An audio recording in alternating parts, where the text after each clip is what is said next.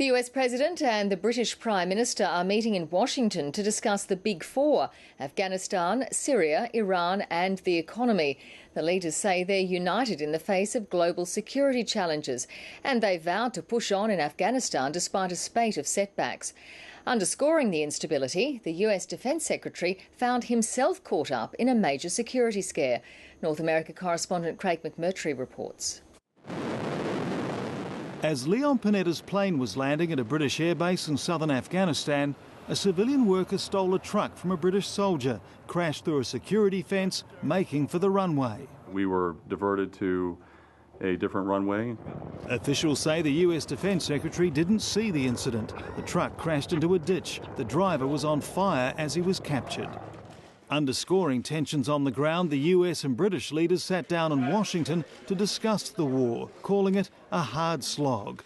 In the aftermath of the shooting rampage by a US soldier who's now been spirited out of Afghanistan, Barack Obama's playing down speculation about American troops coming home sooner. I don't anticipate at this stage that we're going to be making any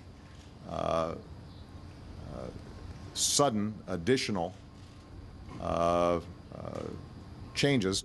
Both say their forces will step back from the combat lead next year, the transition details to be discussed at a NATO summit in Chicago in May. Prime Minister Cameron says the military mission is in its final phases. We won't build a perfect Afghanistan, although let's be clear, we are making some tangible progress. Syria and the nuclear standoff with Iran were also on their agenda, the US President warning Tehran that time's running out for a diplomatic solution. The window for solving this issue diplomatically is shrinking. The two were at pains to highlight their special relationship, even joking about another conflict, an attempt to burn the White House down.